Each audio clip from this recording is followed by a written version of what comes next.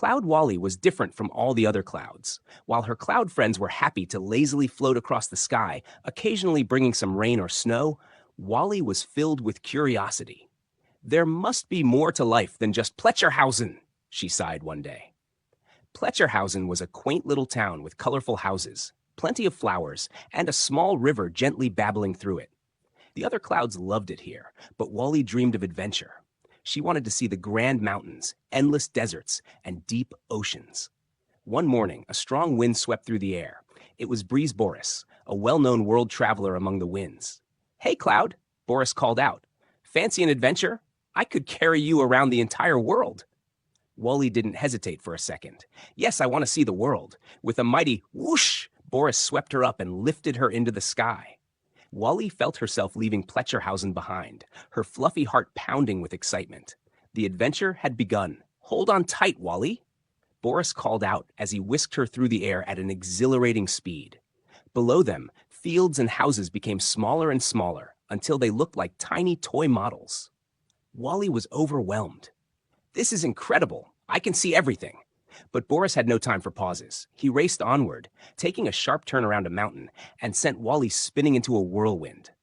"Help! I'm spinning!" she squealed, but Boris just laughed.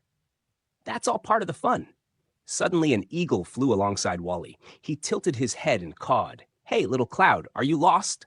Wally could only giggle. "No, I'm traveling the world." The eagle shook his head and soared off. After one last swoop, Boris set Wally down on a high mountain peak. The snow sparkled in the sunlight, and Wally felt like she was on top of the world. "This is breathtaking," she whispered. But Boris was already impatient. "Come on, there's so much more to see." No sooner had they left the mountains behind than it became hotter and hotter.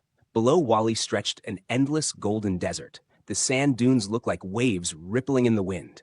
"Wow, this is beautiful," Wally exclaimed, but the heat began to nibble at her fluffy edges.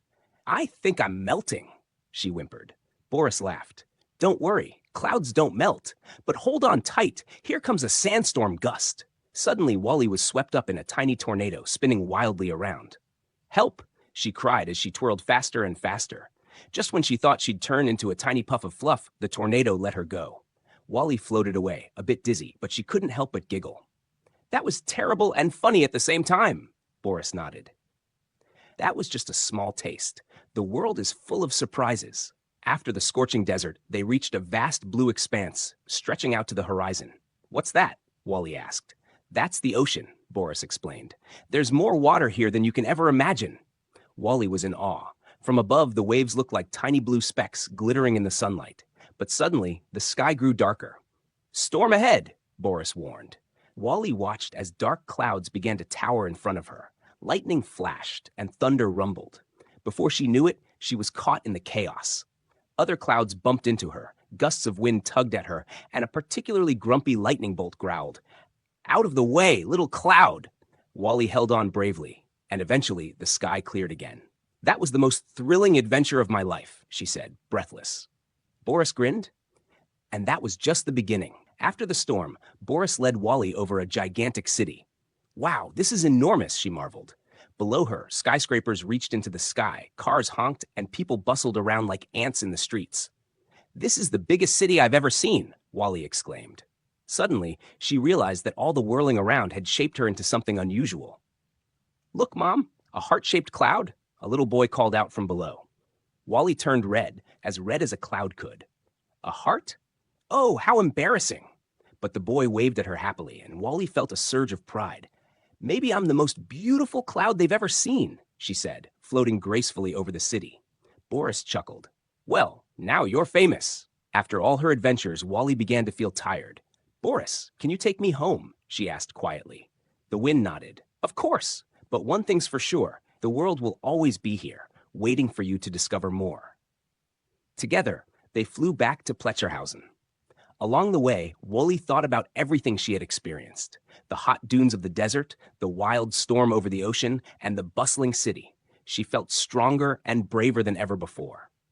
When she finally floated back over Pletcherhausen, she saw her little town with new eyes. "I'm Wally, the world traveler," she called out to the other clouds, who listened in awe. From that day on, Wally was no longer just a small cloud. She was a hero of the skies who had seen the world and was ready to face more adventures. Wally was back home, but deep in her heart, she knew this wouldn't be her last journey.